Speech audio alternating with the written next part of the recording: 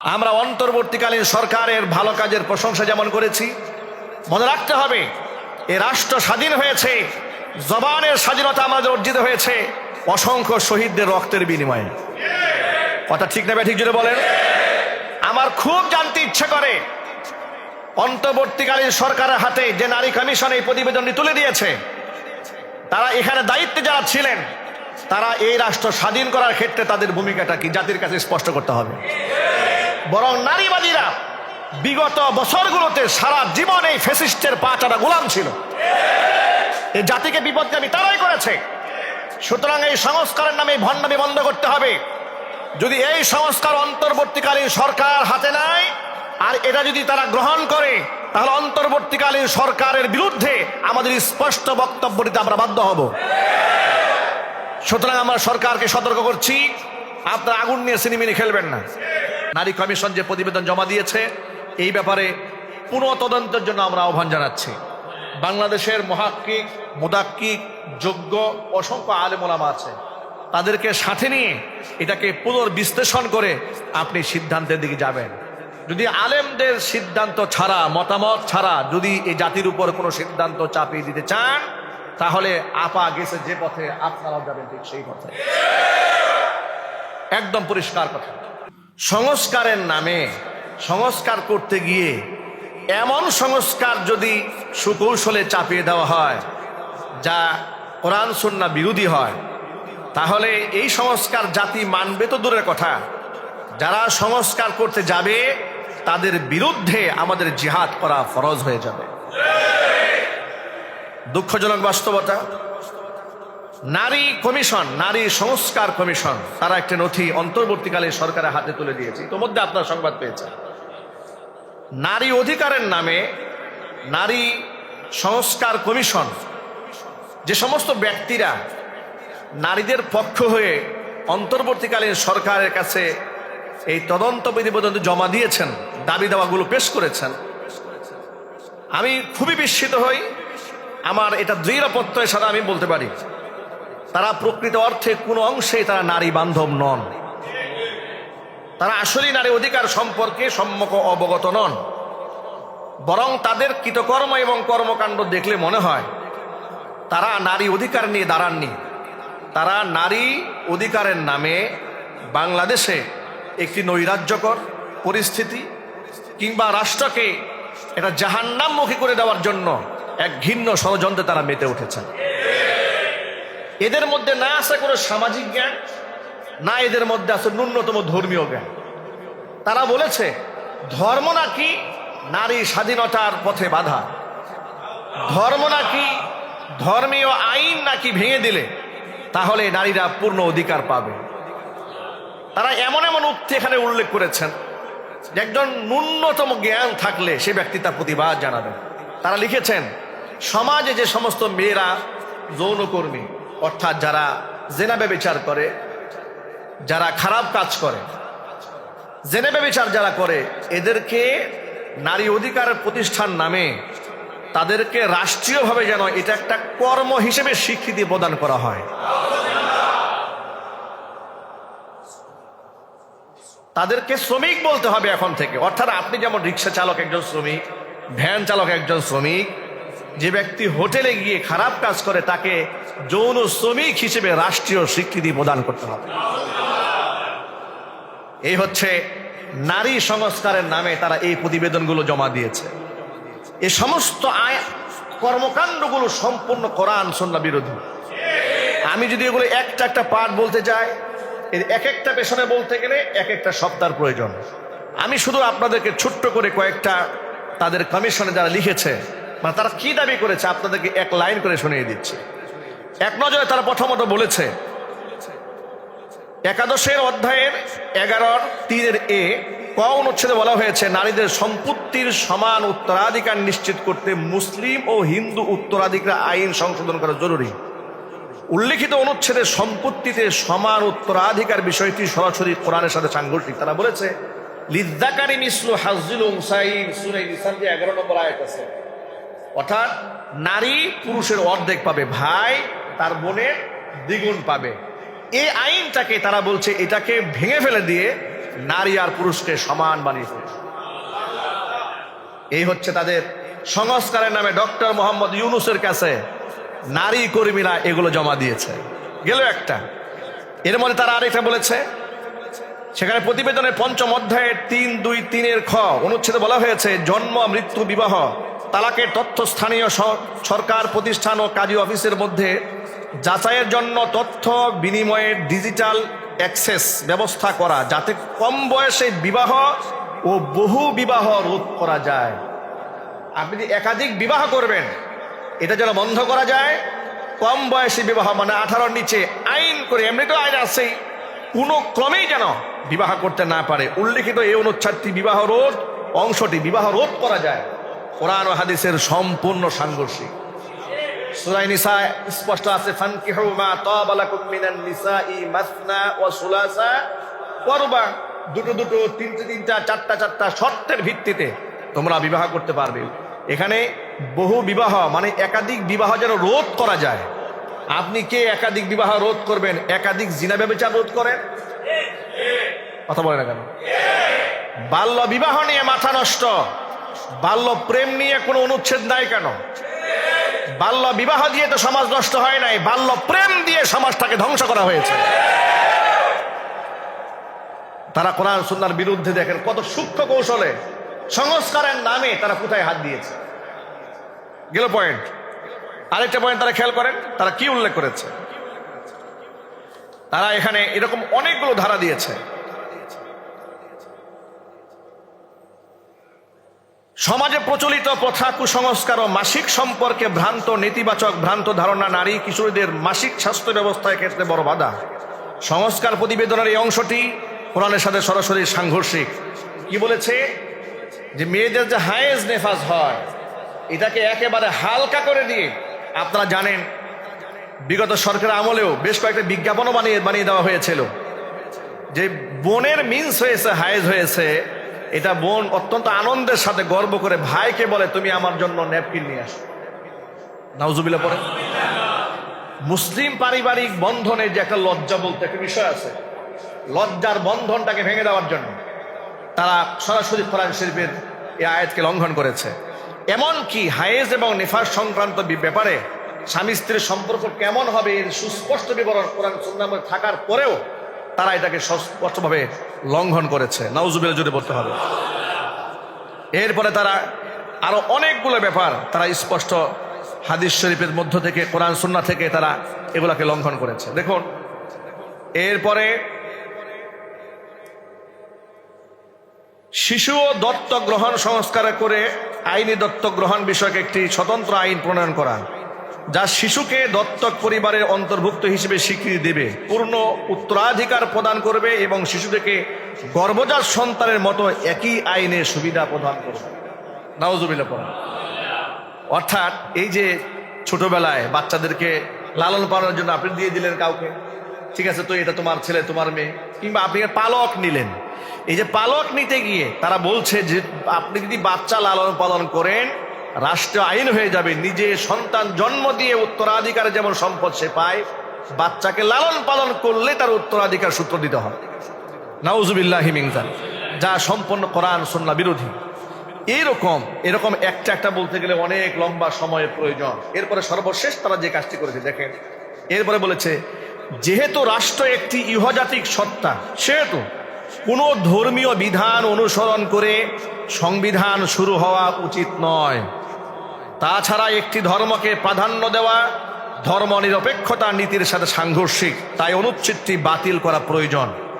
উল্লিখিত এই অনুচ্ছেদে স্পষ্টত ধর্ম নিরপেক্ষতাকে সমর্থন করা হয়েছে, যা কোরআনের সাথে সাংঘর্ষিক। পবিত্র কোরআনে স্পষ্ট এসেছে, মাইয়াবতাগি গায়রাল ইসলামি দীনান ফালা ইউকবালা মিনহু ওয়া হুয়া ফিল আখিরাতি মিনাল খাসিরিন। এর মানে হচ্ছে ইসলাম ছাড়া আপনি অন্য কোনো ধর্মের অনুসরণ করলে আপনাকে জাহান্নামে যেতে হবে, ক্ষতিগ্রস্ত হতে হবে। এটা কোরআন শরীফের আইন। তারা বলছে কোনো ধর্মকে প্রাধান্য দেওয়া যাবে না।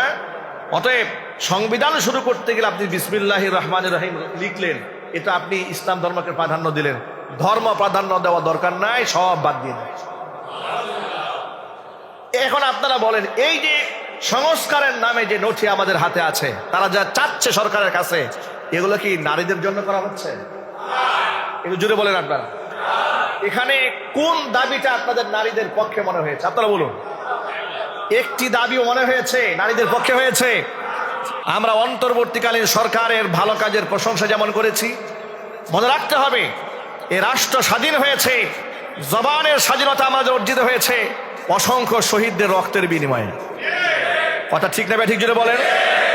আমার খুব জানতে ইচ্ছে করে অন্তর্বর্তীকালীন সরকারের হাতে যে নারী কমিশন এই প্রতিবেদনটি তুলে দিয়েছে, তারা এখানে দায়িত্বে যারা ছিলেন তারা এই রাষ্ট্র স্বাধীন করার ক্ষেত্রে তাদের ভূমিকাটা কি জাতির কাছে স্পষ্ট করতে হবে।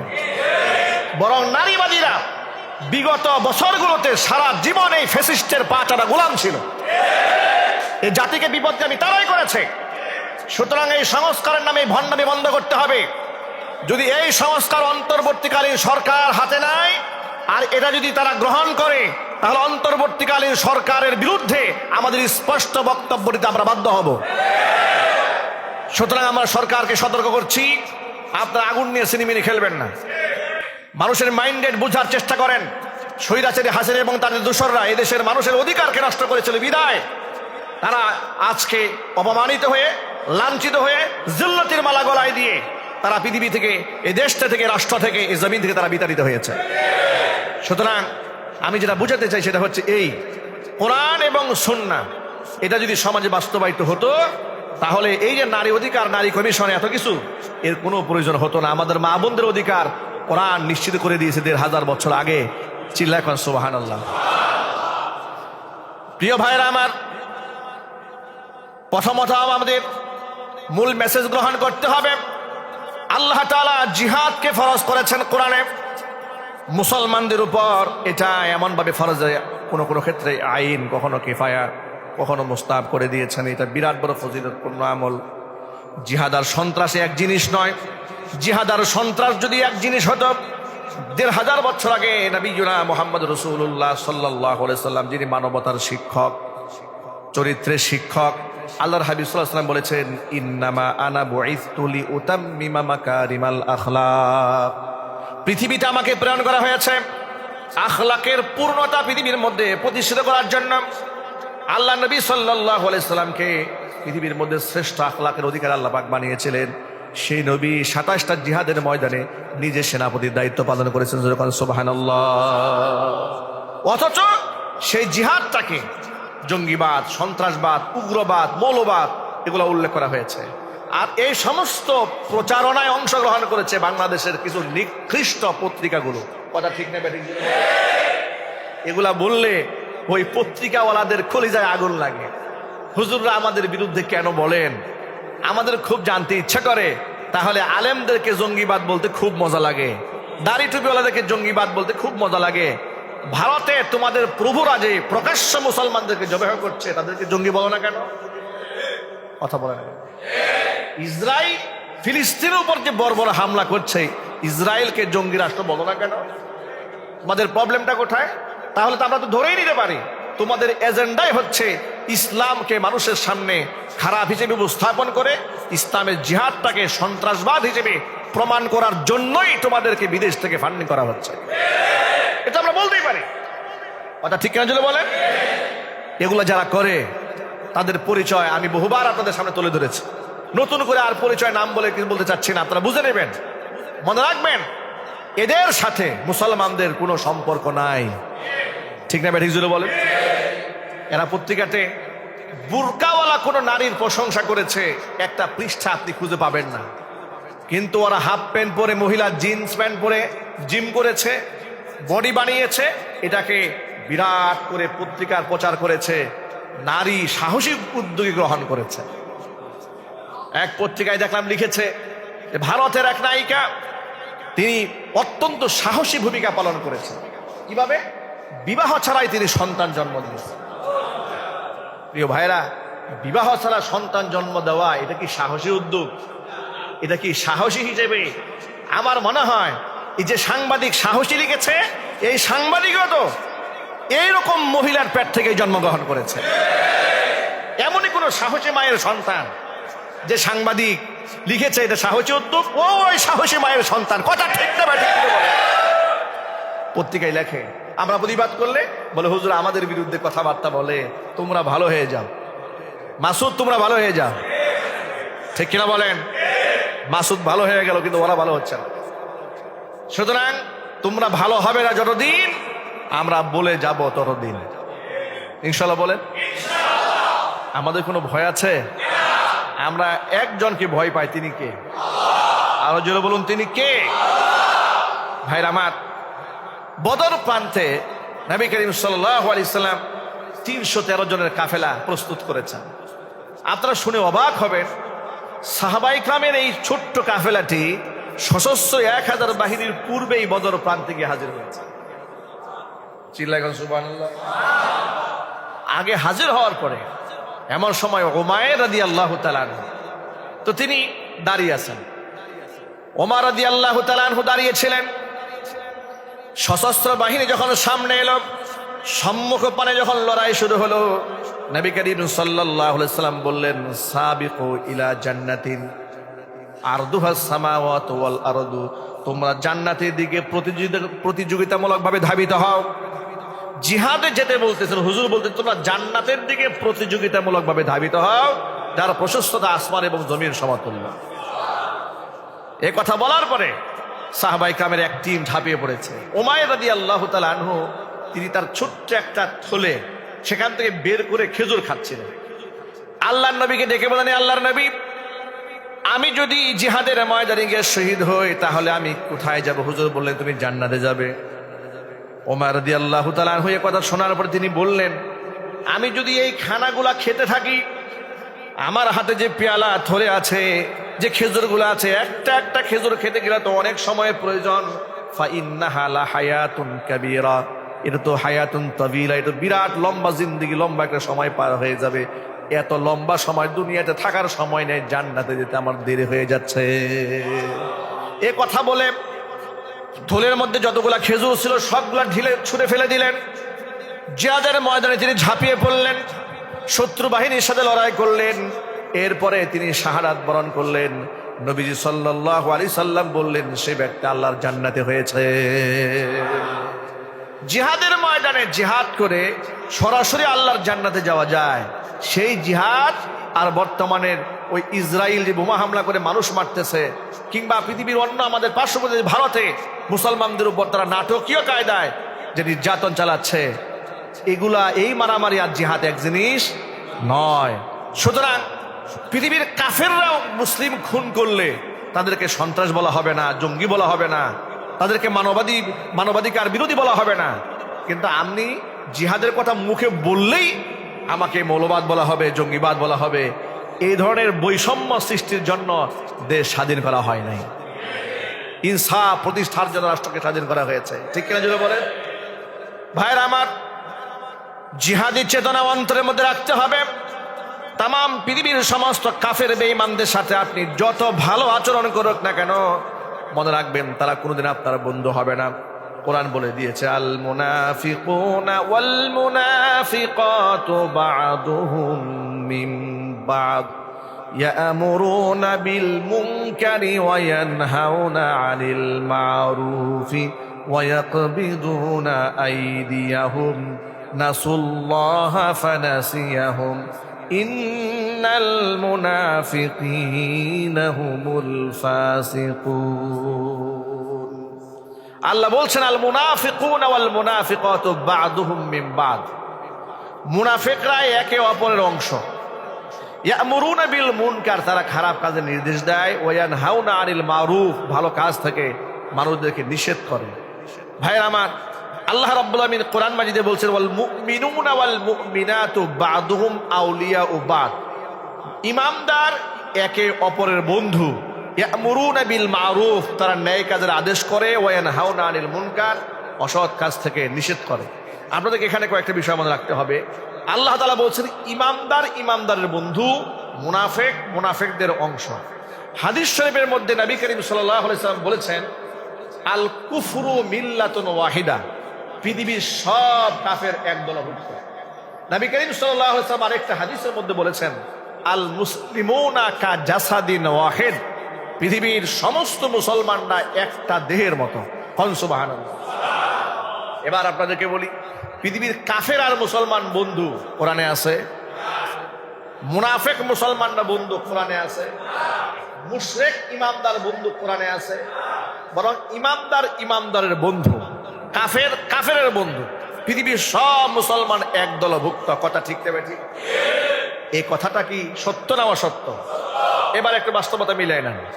বাস্তবতা, এই দেশের মধ্যে কিছু বুদ্ধিজীবী বলছেন ধর্মীয় দৃষ্টিকোণ থেকে আলাদা হলেও তারা আমাদের বন্ধু। কোরআন বলে কাফেররা কোনদিন মুসলমানদের বন্ধু হতে পারে না।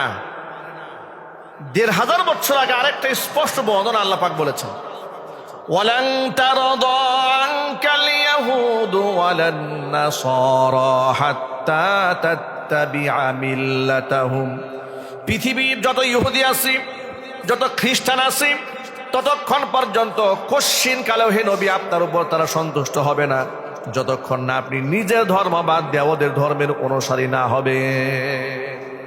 এর মানে তো ১৫০০ বছর আগে ক্লিয়ার করা হয়েছে, আপনি ইহুদি নাসারাদেরকে ভালো ব্যবহার দিয়ে তাদের মনে জায়গা করে নিতে পারবেন না। তাদের মনে জায়গা করে নিতে হলে আপনাকে ধর্মবাদ দিয়া তাদের ধর্মের অন্তর্গত হয়ে যেতে হবে। ঠিক কিনা বলেন? তাদের ধর্মের অন্তর্ভুক্ত না হলে আপনি এদের আপন হতে পারবেন না। এরা যে এদের ধর্মের অনুগামী আমাদের বানাতে চায়, তার একটা স্পষ্ট দলিল আপনাদেরকে শোনাচ্ছি। দেখুন, আমাদের বাংলাদেশে যখন হিন্দুদের দুর্গা উৎসব শুরু হয়, পূজা শুরু হয়, তখন সারা বাংলাদেশে একটা স্লোগান উঠিয়ে দিয়েছিল তারা, ধর্ম যার যার উৎসব সবার। এর মানে হচ্ছে এদের পূজা, এই উৎসবটা আমাদের সকলের, কিন্তু আমাদের যে ঈদুল ফিতর, আমাদের যে ঈদুল আদহা, এটা শুধু আমাদের, এটা ওদের না। কথা বুঝে নেই মনে হয়? বুঝতে কষ্ট হচ্ছে? এই স্লোগানটা কেন কোরবানির সময় দেওয়া হয় না? কেন হিন্দু সম্প্রদায়ের কাছে গিয়ে বলা হয় না ধর্ম যার যার, কোরবানি সকলের, আসেন আমরা সবাই মিলে একটু গরু গোশত খাই? কথা বলেন, বলা হয় যাতে মাতাল তালে ঠিক। এর মানে হচ্ছে দেখেন আরেকটা কাজ করে, হোলি উৎসবের নামে রঙ্গলীলা করে। ঢাকা শহরে বিভিন্ন জায়গায় হচ্ছে এগুলো। এখন রং মাখামাখি, ছেলেমেয়েরা একে অপরের গায়ে রং মেখে দিচ্ছে। আপনারা আপনাদের ধর্মীয় কাণ্ড নিয়ে পরিচালনা করেন, এ নিয়ে আমাদের কোনো মন্তব্য নেই। আমি এই ক্ষেত্রে জায়েজ না জায়েজ ফতুয়ায় যাব না। আমি ফতুয়ায় যাব আমার মুমিন মুসলমান ভাইদের জন্য। ঠিক না ঠিক বলেন? তারা তাদের গণ্ডির মধ্যে আরো যা করা দরকার তারা আরো কত কিছু করে। তারা তো লিঙ্গেরও পূজা করে, লিঙ্গের উপর দুধ ঢালতেছে, এগুলো আমরা কিছু বলবো না। এটা কি বৈজ্ঞানিক না অবৈজ্ঞানিক ওই বিশ্লেষণে আমরা যাবো না। আপনি গরুর পেশাব খাচ্ছেন, এটা আমি কিছু বলবো না। আপনি গোবর দিয়ে বার্গার বানায় খাচ্ছেন, এটা নিয়ে আমরা কিছু বলবো না। ঠিক কিনা যদি বলেন? আমরা কিচ্ছু বলবো না। আপনি আরো খান, আপনি বার্গার না, আপনি এটাতে পেঁয়াজু বানায় খান। আপনি গরুর পেশাব মিলাচ্ছেন, কদিন পরে শুকরের পেশাবে মেলান, তাও কিচ্ছু বলবো না। এটা আপনার ধর্মীয় ব্যাপার। আপনার ধর্ম যেহেতু আপনাকে বাধা দেয় নাই, আমি বাধা দেওয়ার কি? ঠিক কিনা বলেন? আপনার জ্ঞান, আপনার বিবেক, আপনার মস্তিষ্ক, আপনার কমন সেন্স আপনাকে বাধা দেয় না, আমি বাধা দেওয়ার কে? তবে হ্যাঁ, আমি বাধা দেব আমার মুসলিম ভাইকে। যে মুসলিম ভাই তার আপন ধর্ম সম্পর্কে অবগত নন, তাকে আমি বলবো কোরআন বলেছে মুসলমান হয়ে জন্মগ্রহণ করেছো, ইসলামের আদর্শ গ্রহণ করেছো, তোমাকে আল্লাহ একটা গণ্ডির মধ্যে বেঁধে দিয়েছেন। আল্লাহর হুকুম ছাড়া তুমি অন্যত্র যেতে পারবে না। শুকরের মাংস খাওয়া আমাদের ধর্মে হালাল না হারাম? কিন্তু ওরা শুকরের মাংস খায় না। আল্লাহর নাম ছাড়া জবেহকৃত প্রাণী আমাদের জন্য খাওয়া হালাল না হারাম? ওরা খাচ্ছে না, ওরা পাঠা বলি করছে না। আমি অবাক হয়েছি, শুধু পাঠা বলি না, গত সপ্তাহে দেখলাম এরা পুরুষদেরকে বলি দিয়েছে। মানুষ হত্যা করে আবার মস্তিষ্ক ছাড়া, মাথা ছাড়া, কল্লা ছাড়া দেহটা নিয়ে পুজো করছে আর বলছে এটা হচ্ছে নরবলি, নরবলি উৎসব। নাউজুবিল্লাহি মিন যালিক। মানুষ এতটা হিংস্র, এত জঘন্য হতে পারে? দেহ থেকে কল্লা আলাদা করে সেই এক নিথর দেহটা ঘোরাচ্ছে, উন্মাদের মতো ফুর্তি করছে, এটাও হতে পারে? আমি তাও আপনাকে কিছু বলবো না, কারণ আপনি আমার ধর্মের না। কিন্তু আপনি যখন বলেন শারদীয় দুর্গা উৎসব সার্বজনীন, এখানে আমার প্রশ্ন, কি করে সার্বজনীন হলো? আমার ধর্ম আমাকে শিখিয়েছে এক আল্লাহ ছাড়া কাউকে না মানতে। আমার ধর্ম আমাকে শিখিয়েছে মানুষের সামনে মাথা নত না করতে। আর আপনার ধর্ম আপনাকে শিখিয়েছে 33 কোটি দেবতার সামনে মাথা নত করতে, তাহলে আপনি আর আমি এক হলাম কি করে? কথা ঠিক না যদি বলেন? তাহলে আমি আর আপনি এক হলাম কি করে? এর মানে হচ্ছে মুসলিম জনগোষ্ঠীকে মুশরিক বানাবার জন্য স্লোগান দেওয়া হচ্ছে, কিন্তু মুশরিকদেরকে তাওহীদের মধ্যে আনার জন্য কোনো স্লোগান নাই। এই হচ্ছে বাম পাড়ার ষড়যন্ত্র, আর এই ষড়যন্ত্রের নাটের গুরু এবং প্রচারকের ভূমিকা পালন করছে বাংলাদেশের কিছু কুখ্যাত পত্রিকাগুলো। কথা ঠিক নেবে ঠিক? সকল ভাইদেরকে বলছি, ভাইয়েরা আমার, পৃথিবীর কাফেররা মুসলমানদের আপন হবে না, মুশরিকরা মুসলমানদের আপন হবে না, ইহুদিরা আপন হবে না, খ্রিস্টানেরা আপন হবে না। এই সিদ্ধান্ত মাদানী হুজুর জুমার নামাজে আজকে দেয় নাই, এই বক্তব্য 1500 বছর আগে কোরআন শরীফ আল্লাহ পাক স্পষ্ট করে দিয়েছে। বাস্তবতা মিলায় নেন। ভারতের মুসলমানদের দিকে তাকায় দেখেন, মুসলমানরা কি পরিমাণ নির্যাতিত হচ্ছে। মুশরিকরা স্পষ্ট ভাষায় বলতেছে মুসলিম মুক্ত ভারত চাই। নাউজুবিল্লাহ। কি মুক্ত? মুসলিম মুক্ত ভারত চাই স্লোগান দিচ্ছে। এমনকি তারা বলছে যে 5-6 জন না কোনো এক কর্মকাণ্ডে ষড়যন্ত্রমূলকভাবে মারা হয়েছে, তারা বলছে যে 126 জনকে হত্যা করতে হবে, কল্লা উড়ায় নিয়ে আসতে হবে। আবার স্পষ্টত বলতেছে মুসলিম মুক্ত ভারত চাই, মুসলিম মুক্ত পৃথিবী চাই। অথচ এবার আমি আপনাদেরকে বলি, সারা জীবন আমাদেরকে বলা হয়েছে আমরা নাকি সাম্প্রদায়িক, বলে নাই? বাম্বুপাড়া থেকে ওই শাহবাগীরা আমাদেরকে সবসময় বলে না যে আমরা কি সাম্প্রদায়িক, আমরা কি সাম্প্রদায়িক, মুসলমানদেরকে সাম্প্রদায়িক বলা হচ্ছে। এখন আপনারা বলেন, এবার ওরা যখন আজ পর্যন্ত বাংলাদেশের কোনো মুসলমান কোনো আলেম বলেছে হিন্দু মুক্ত বাংলাদেশ চাই, বৌদ্ধ মুক্ত বাংলাদেশ চাই, খ্রিস্টান মুক্ত বাংলাদেশ চাই? হাত থেকে 1500 বছর আগে যখন কোরআনটা নাজিল হলো, মক্কা যখন বিজয় হলো, মুসলমানদের কবজায় পৃথিবী আসলো, তখন আল্লাহ নবী সাল্লাল্লাহু আলাইহি ওয়াসাল্লাম বলেন নাই যে আমরা হিন্দু মুক্ত, মুশরিক মুক্ত, খ্রিস্টান মুক্ত, ইহুদি মুক্ত পৃথিবী চাই। বরং ইসলাম কি বলেছে? ইসলাম কত সুন্দর করে বলেছে, ওয়ালা তাসুব্বুল্লাযীনা ইয়াদউনা মিন দুনিল্লাহি ফায়াসুব্বুল্লাহা আদওয়াম বিগাইরি ইলমিন। আমি আল্লাহকে বাদ দিয়ে তারা যেই সমস্ত দেবদেবীর উপাসনা করে, তোমরা সেই সমস্ত দেবদেবীদেরকে গালমন্দ করো না। তোমরা যদি এদের দুষ্টুমি খুঁজে বের করো, ফায়াসুব্বুল্লাহা আদওয়াম বিগাইরি ইলমিন, তাহলে তারা তোমাদের আল্লাহকে উদ্বসত এবং মূর্খতা বশত তারা গালি দিয়ে বসবে। 1500 বছর আগে নবী করিম সাল্লাল্লাহু আলাইহি ওয়াসাল্লামকে আল্লাহ পাক বললেন, নবীজি আপনি কাফেরদেরকে বলে দেন, কুল ইয়া আইয়ুহাল কাফিরুন লা আ'বুদু মা তা'বুদুন ওয়ালা আনতুম আবিদুনা মা আ'বুদ ওয়ালা আনা আবিদুম মা আবাদতুম ওয়ালা আনতুম আবিদুনা মা আ'বুদ লাকুম দীনুকুম ওয়ালিয়া দীন। ও নবী আপনি কাফেরদেরকে বলেন, ইয়া আইয়ুহাল কাফিরুন লা আ'বুদু মা তা'বুদুন, তোমরা যার ইবাদত করো আমি নবীজি তার ইবাদত করি না, করব না, করছি না, ভবিষ্যতেও করার সম্ভাবনা নাই।